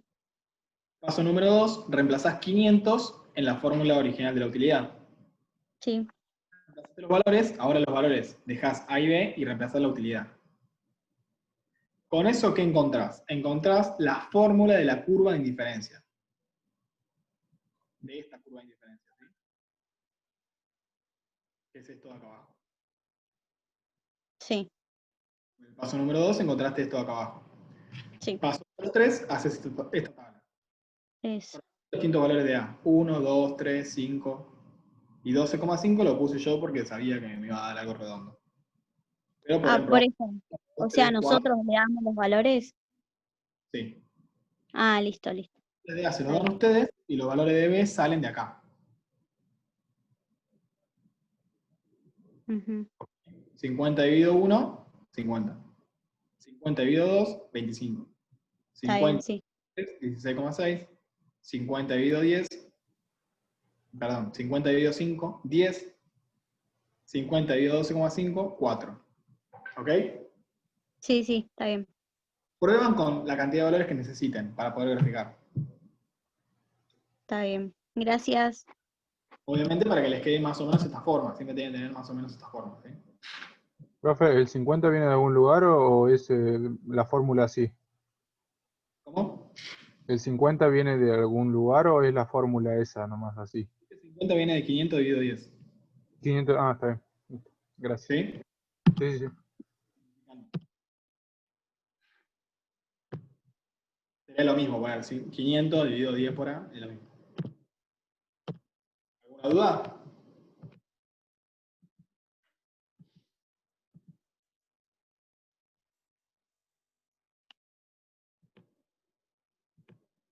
Repito, son 4 pasos. Reemplazan la canasta en la fórmula de utilidad. Encuentran la cantidad de utilidad. Reemplazan la cantidad de utilidad en la fórmula de utilidad. Encuentran la fórmula de la curva. 500 dividido 10. Dividido A. Si yo quiero otros valores, reemplazo y listo, ¿no? En vez de A, si yo quiero otros valores en vestimenta y alimentos, los reemplazo y listo, ¿no? Podrías reemplazar, en vez de 1, 2, 3, 5 y 12, podrías reemplazar 1, 2, 3, 4, 5, 6, 7, 8, 9, 10, o los que quieras, 100, 200, y vas encontrando valores de B. ¿Sí? O sea, vas a encontrar más puntos que estos.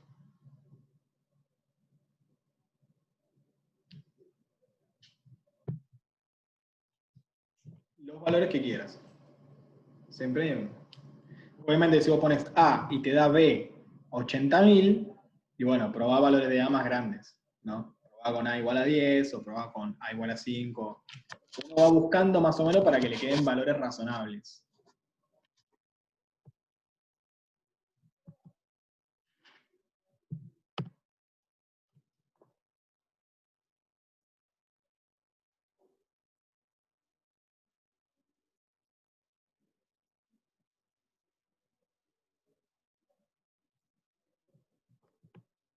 Repito, chicos. Estos valores de A, esta columna, uno va probando valores. ¿Sí? Lo más lógico es poner 1, 2, 3, 4, 5, 6. Acá lo hice más o menos con poquito porque sabía cómo daba, pero pueden probar con muchos valores para encontrar muchos puntos. Con estos valores que uno pone los que quiera, va encontrando valores de B. Y con los valores de A y B, después la dibuja. ¿Sí?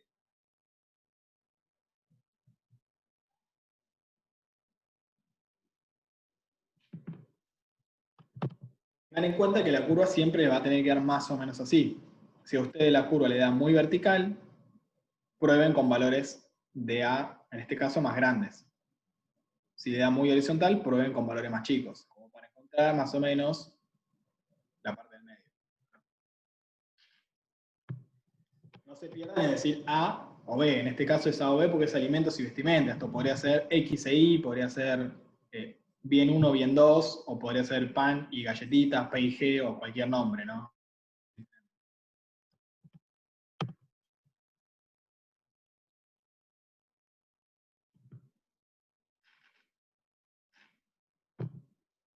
Bien, seguimos.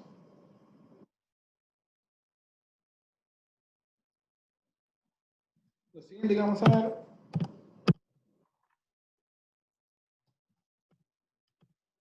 es la restricción presupuestaria. Nosotros hasta acá, ¿qué analizamos? Analizamos cómo son las preferencias del consumidor, o sea, qué bien o qué canasta de bienes prefiere un consumidor por sobre otra. Pero luego, para poder elegir qué canasta de bienes va a consumir, si yo pudiera elegir libremente cualquier canasta, elegiría siempre todo lo que pueda consumir de todos los bienes. Como no hay saciedad, entonces eso me llevaría a demandar infinitas cantidades de todos los bienes. ¿Por qué yo no demando infinita cantidad de todos los bienes? Porque tengo una restricción presupuestaria. Restricción presupuestaria quiere decir que yo tengo determinado ingreso que puedo gastar y además conseguir esos bienes tiene un precio. ¿Sí? Es decir, yo para conseguir los bienes tengo que gastar determinado dinero. Esto me va a dar una restricción presupuestaria que va a ser la que está de esta manera. Mi ingreso monetario, ¿sí? El dinero que yo gano, lo voy a poder distribuir en lo que gasto en el bien X más lo que gasto en el bien Y. Esto pueden ser muchos bienes, ¿no? O sea, yo me ingreso, si yo gasto 1000 pesos, gasto 500 pesos en un bien, gasto 100 en otro, 100 en otro, 100 en otro, y llego a 1000. ¿No? Y podrían ser muchos bienes. Nosotros vamos a trabajar siempre con 2 bienes por motivo de facilidad matemática y por motivo de facilidad gráfica. Pero podrían ser muchos bienes. Se supone que un consumidor consume un montón de bienes, no consume solamente 2. No consume solamente alimentos y prenda de vestir, sino que consume distintos tipos de alimentos, consume prenda de vestir, consume alquiler, consume transporte, consume ocio, consume un montón de bienes. Vamos a suponer solo 2, por facilidad. El ingreso monetario yo lo voy a gastar en la cantidad que compro del bien X por el precio. Si yo compro una unidad de un bien que me sale 500 pesos, entonces 500 pesos por uno, voy a gastar 500 pesos en el bien X, más el precio del bien Y por la cantidad del bien Y. Si compro otro bien que me sale 200 pesos y compro 4 unidades, entonces gasto 800 pesos en el bien Y. Si gasto 500 pesos en el bien X y 800 pesos en el bien Y, entonces que estoy gastando en total 1.300 pesos. ¿Sí? Vamos a suponer que el consumidor gasta todo su ingreso en el consumo. ¿Sí? Es decir, no tiene ahorro. Más adelante, en modelos microeconómicos más refinados, los consumidores van a poder ahorrar. Pero lo que vemos en microeconomía, el consumidor no ahorra, sino que gasta todo su ingreso. ¿Sí? Entonces su ingreso monetario va a ser igual a el precio de los bienes por las cantidades de los bienes que consume. Eso es lo que dice abajo, ¿no? La restricción indica que el consumidor gasta todo su ingreso en los bienes X e Y. Yo lo que voy a hacer con esta restricción presupuestaria es graficarla en el mismo espacio de los bienes en el que grafico la curva de indiferencia. ¿Sí? Entonces yo lo que necesito es, de esa restricción, voy a despejar uno de los bienes, así como recién despejábamos la vestimenta para ver la relación entre alimentos y vestimenta con la utilidad constante. Yo voy a despejar de la restricción presupuestaria uno de los bienes, que eso es la operación matemática hasta ahí. Yo parto de ingreso monetario según el precio de X por X, más el precio de Y por Y, paso restando el precio de X por X, y después paso dividiendo el precio de Y. Entonces me queda ingreso monetario dividido el precio de Y, menos precio de X por el precio de Y por X es igual a Y. Esa va a ser la relación entre los bienes, que es lo mismo que la restricción presupuestaria, solamente que escrita de otra manera, ¿de acuerdo? Esto que nos queda es una función lineal, explícita. ¿Sí? Yo tengo una variable independiente que va a ser el bien X y tengo una variable dependiente que va a ser el bien Y. Si yo consumo 20 unidades de X, entonces todo lo que gasto de mi ingreso, todo mi ingreso menos lo que gasto en el bien X, lo voy a gastar en el bien Y. Por ende, si yo consumo 5 unidades del bien X, voy a necesariamente consumir 20, ponele, unidades del bien Y.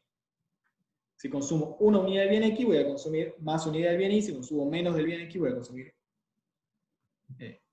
si consumo menos del bien X, más del bien Y. Y si consumo más del bien X, menos del bien Y. Profe, a mí me quedó una duda.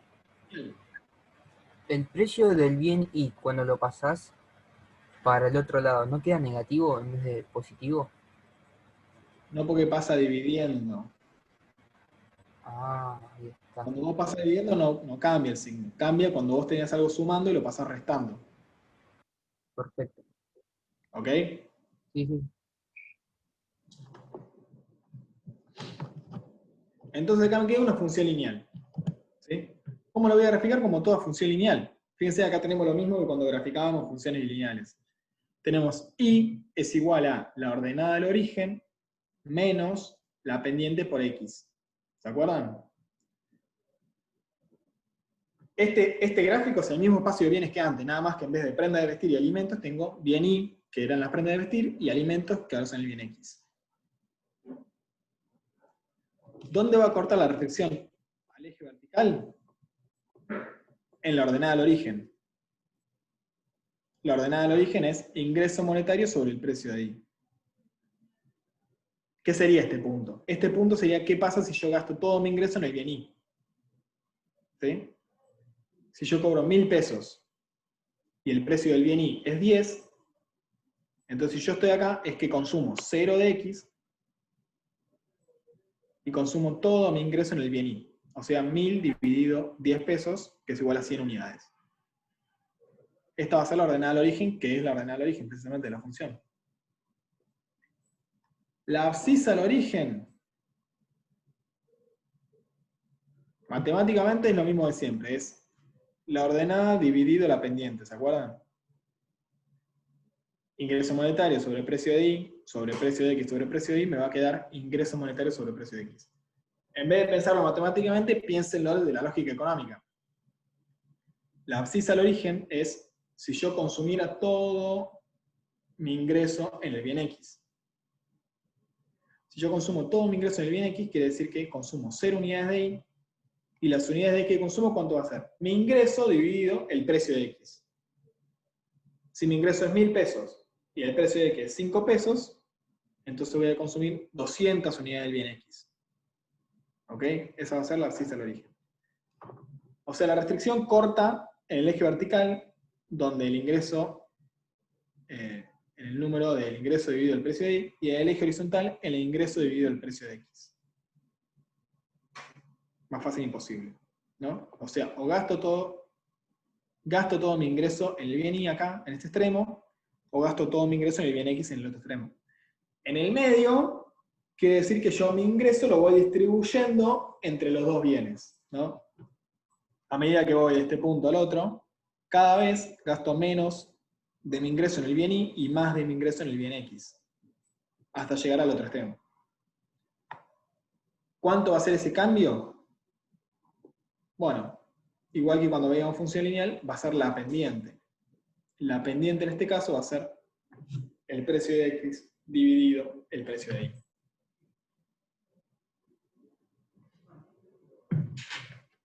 ¿Sí? O sea, la pendiente, precisamente la pendiente de la función.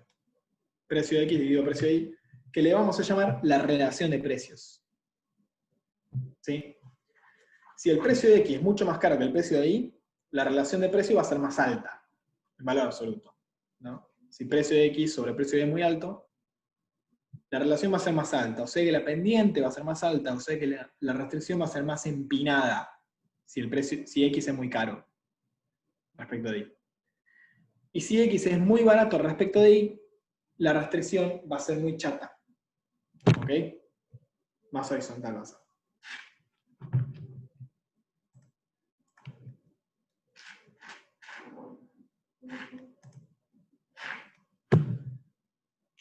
La pendiente es siempre negativa por algo muy simple, porque si yo quiero consumir más de un bien, tengo que consumir menos del otro.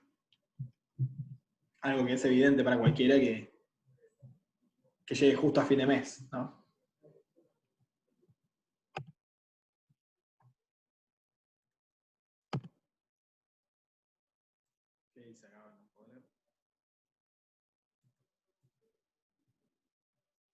Los cambios en el ingreso monetario y en los precios de los bienes van a generar movimientos de la restricción presupuestaria, ¿no? O sea, si yo de repente paso de cobrar 1.000 pesos a cobrar 2.000,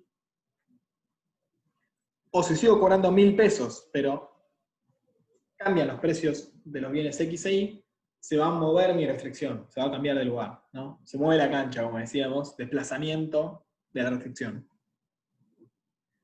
Si aumenta el ingreso monetario, la misma se va a desplazar paralelamente a la derecha, ¿no? O sea, si aumenta mi ingreso monetario, yo voy a poder consumir mayor cantidad de ambos bienes. Me voy a desplazar a la derecha recta.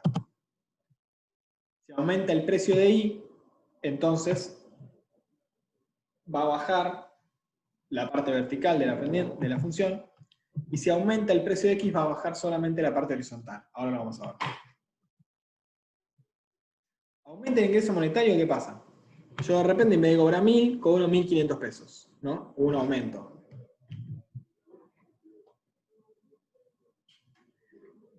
soy policía de la provincia de Buenos Aires, apreté el gobierno, me dio un aumento, aumenta mi ingreso monetario. Voy a pasar a tener una restricción donde antes yo podía consumir en el extremo esta ordenada al origen y esta abscisa al origen, o sea, si consumo solamente un bien, si consumo solamente el otro, ahora aumenta mi ingreso monetario, se va a ampliar de los dos lados, ¿verdad? Ahora tengo ingreso monetario 1, es 1.500, supónganse, dividido el precio de ahí. Si antes era 1.000 dividido 10, ahora es 1.500 dividido 10. Paso de poder consumir 100 a consumir 150. Si esto era 1.000 dividido 20, habíamos dicho. No, 1.000 dividido 5. Si esto es 1.000 dividido 5, antes esto era 200, ahora va a ser 1.500 dividido 5, va a ser 300. O sea, se desplazó paralelamente a la derecha la restricción presupuestaria. Aumentó mi ingreso y yo puedo consumir más de los dos bienes. Me desplazo, se me expande la restricción, ¿no? Estoy menos restringido. Si aumenta el precio de Y, ¿qué pasa? Fíjense que el del lado de X, o sea, en la parte horizontal, me voy a quedar en el mismo lugar, porque ingreso monetario y precio de X no cambiaron. Pero, del lado vertical, o sea, del lado de Y, voy a pasar a decir, antes tenía 1.000 dividido 10, que me daba 100, ahora voy a tener 1.000 dividido 20, que me da 500. O sea, voy a poder consumir menos unidades de Y. Eso fíjense que me va a desplazar la restricción, pero no me la va a desplazar paralelamente, sino me la va a desplazar de un lado, ¿no? Yo de cualquier manera voy a estar restringido. Siempre que consuma alguna unidad de Y voy a tener que consumir menos, ¿no? Salvo que esté acá, me va a perjudicar el aumento del precio de Y. Salvo que no consuma nada de Y. Obviamente, si yo no consumo nada de ese bien, por más que aumente el precio, yo sigo consumiendo todo X, no me importa. Ahora, si yo combino de alguna manera X e Y, voy a pasar a estar sobre esta restricción a estar sobre esta. Voy a estar más restringido si aumenta el precio de Y. Y si consumo todo Y, directamente cae fuego, ¿no? Tengo que recontra ajustar mi consumo. Me aumentaron donde más me duele. Fíjense lo que pasa con la pendiente. La pendiente de esta restricción dijimos que era la relación de precios. Esta pendiente, en absoluto, ¿es más alta o es más baja? A ver quién puede arriesgar. ¿Es más empinada o menos empinada la función, la punteada?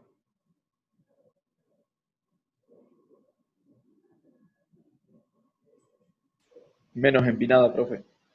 Es menos empinada, precisamente. Es decir, la pendiente en valor absoluto es más chica. Fíjense que la pendiente es precio de X sobre precio de Y. En nuestro ejemplo este es 5 dividido 10. Como precio de Y aumentó de 10 a 20, 5 dividido 10 es 0,5, 5 dividido 20 es 0,25. Entonces, bajó la pendiente, por ende es menos empinada. La pendiente, piensen en la pendiente de una calle, ¿no? Piensen en la pendiente de una colina. Si es menos empinada, quiere decir que es más chata la función. Si es más empinada, quiere decir que te da más de cabeza. En este caso, cuando sube el precio de Y, es menos empinada la función. El precio de X, todo lo contrario. Si aumenta el precio de X, si yo consumo totalmente X, me tengo que ajustar mal, ajuste de cinturón. Si no consumo nada de X, no me ajusto nada, esto debería calzar en el mismo punto, está un poquito, hay 1 milímetro corrido, pero debería ser igual. O sea, me queda en el mismo lugar. Y la pendiente, ¿qué pasa? Ahora la pendiente va a ser más empinada, ¿sí? Porque subió el precio de X. O sea, subió el numerador de la pendiente.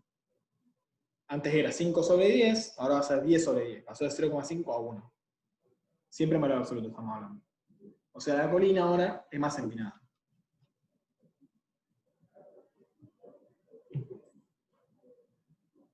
Y lo último es el tema de dotaciones.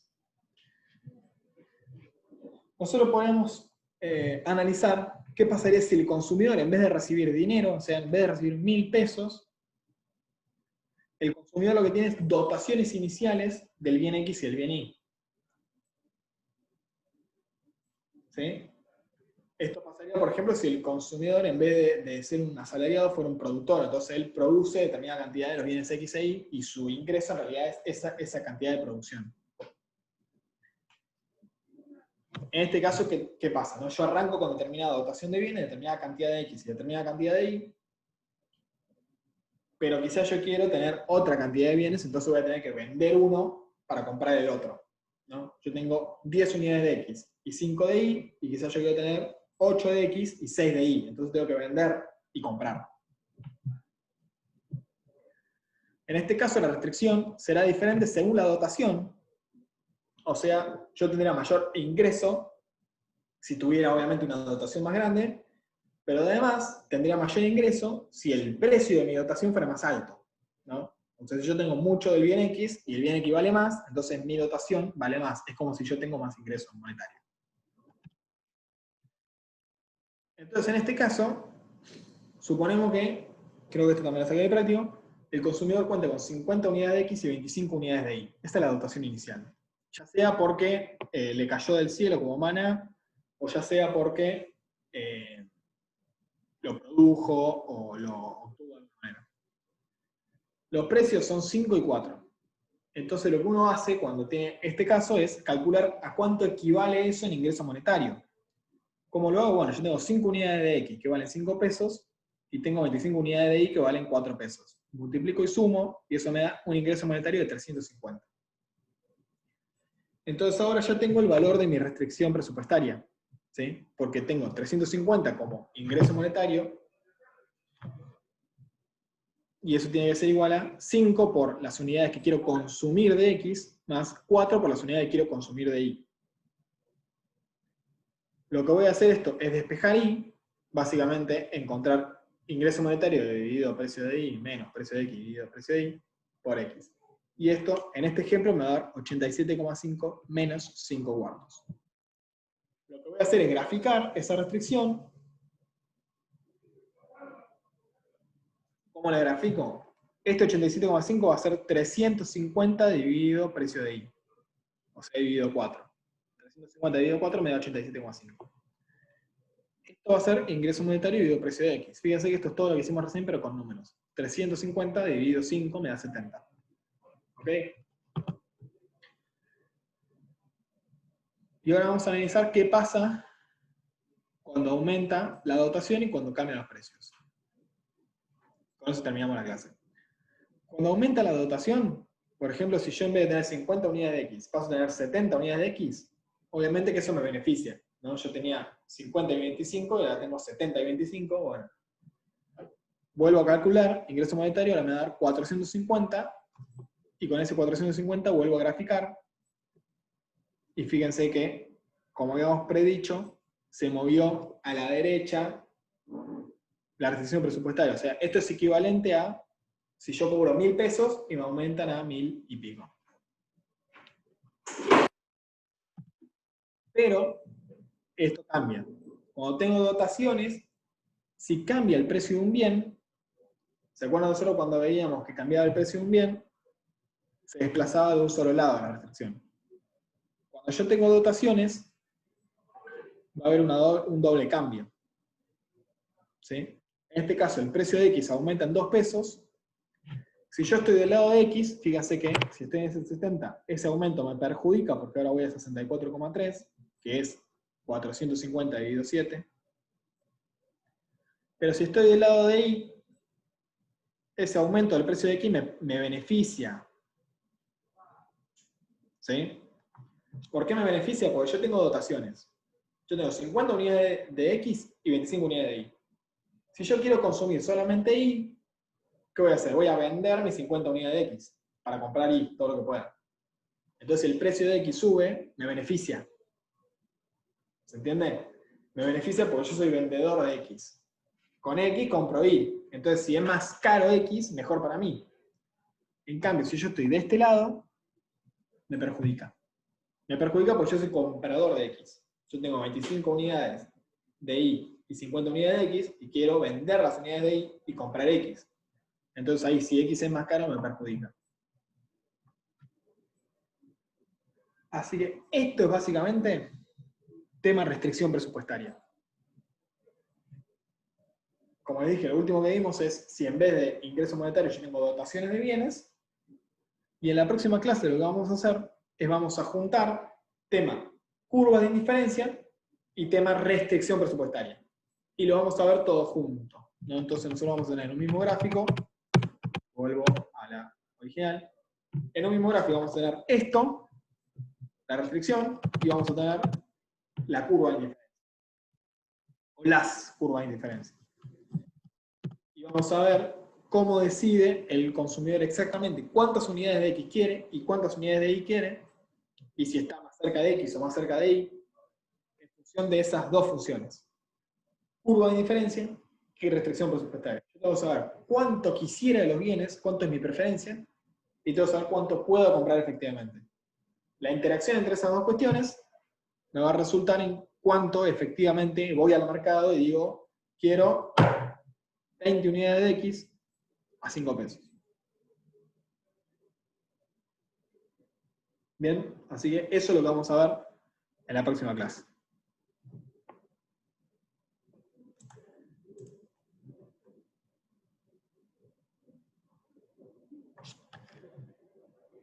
Ahí está viendo el chat para ver preguntas. El 87,5 que estaba ahí, acá. Esto sale, claro, del 350, que es mi ingreso monetario, dividido el precio de I, que es 4. 350 dividido 4, 87,5. Y asimismo, el 70 sale de 350 dividido 5, que es el precio del bien X. Por eso es importante, como ya dije, repasen el tema funciones lineales para que se acuerden bien cómo graficar una función lineal. Ustedes tienen que poder hacerlo esto de taquito, ¿sí? Es decir, tengo la función lineal, ¿cómo la grafico? Bueno, calculo este valor de acá, de esta esquina, no sé, de esta esquina, calculo este valor de esta esquina y los uno y chau, graficado. Eso siempre va a ser la misma metodología para graficarlo, entonces tienen que tenerlo muy presente. Siempre divido la ordenada del origen, dividido. La ordenada del origen va a ser este valor, en este caso ingreso monetario dividido precio de I, y este va a ser la ordenada del origen dividido la pendiente. ¿Sí? Profe, ¿podrías volver a la filmina anterior? Está. Ahí está, gracias.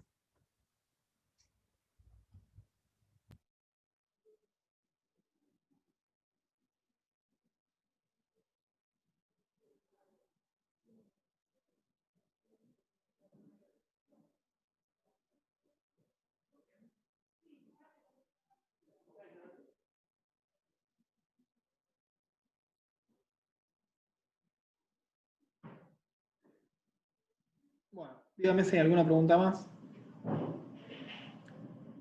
Como saben, igual estamos disponibles gran parte del día para contestar, ya sea por mail, por el grupo o por el O24. Repasen, como les digo, todos los días los videos de los ejercicios. Es decir, esta clase, chicos, sin los videos de los ejercicios, están al horno. Por más que entiendan lo que yo les explico, si no ven los videos de los ejercicios, van a estar al horno. Así que los videos de los ejercicios son parte de la clase. ¿Sí? Por eso intentamos que la clase no dure 3 horas, sino que dure 1 hora y media, 2. Siempre para todas las clases, algo que tienen que hacer es ver los videos y ver los trabajos prácticos y las resoluciones. La siguiente clase vamos a ver la segunda parte del TP3, que es mucho. O sea, toda la siguiente clase va a ser la segunda parte del trabajo práctico número 3. Repito, chicos, con esta clase no alcanza. Tienen que ver las resoluciones de los trabajos prácticos, ¿sí? Verlas en video y verlas en papel, las dos cosas. Yo les recomendaría que hagan todo el trabajo práctico número 3, como para que ya vengan a la clase con una base, ¿sí? En el primer parcial entra hasta el trabajo práctico 4, hasta la mitad del trabajo práctico 4. Sí, los que no tengan video, lo explicamos. Hay que ver si no lo están por subir igual, porque van subiendo. No sé cuáles faltan, ¿sí? Si querés después se escribe por el grupo y vemos. Pero sí, la idea es, obviamente, lo que no tenga video lo explicamos acá.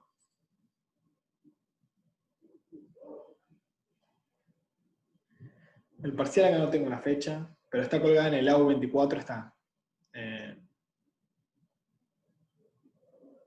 No recuerdo, es a mitad de octubre más o menos. Es el jueves 8 de octubre. Ahí, bueno. Mitad era mucho, muy optimista. Pregunta. Sí. ¿La pendiente siempre va a ser el precio de X sobre el precio de Y? Sí. En la restricción presupuestaria, sí.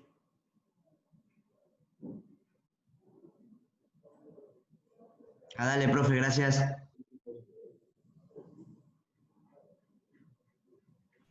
Quería hacer un comentario al respecto a eso.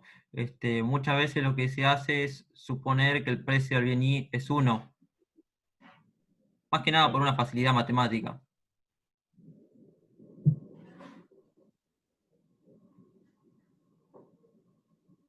Dale, dale, gracias, Rodri.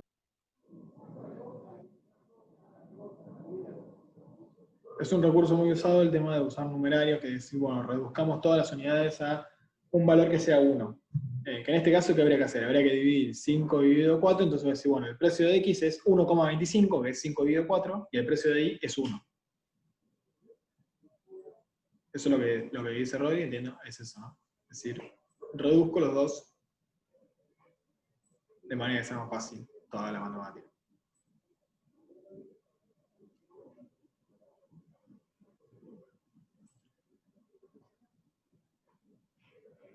Valentina, por el Gmail, por el grupo de WhatsApp que armamos, que está el link en el AU24, y por el foro de consultas del AU24. Que Rodri está ahí permanentemente respondiendo todas las dudas que vi que le estaban poniendo ahí en el foro de consultas. Esos 3 canales de comunicación.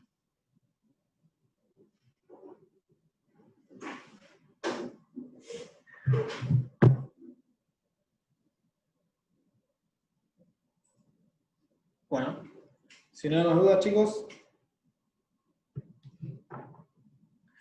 nos vemos, bueno, el jueves de la semana que viene. Quienes quieran participar hoy a la tarde de la videoconferencia están invitados. Después les mando el link por el grupo. Seguramente va a estar muy interesante. Así que obviamente extiendo la invitación una vez más. Y bueno, hoy a las 6 de la tarde. Dale, profe. Ya, muchas gracias. Gracias, hasta luego. Gracias, hasta luego. Profe, nos vemos, gracias. Pasanos el link. Chao, nos vemos, buen fin de... Igualmente.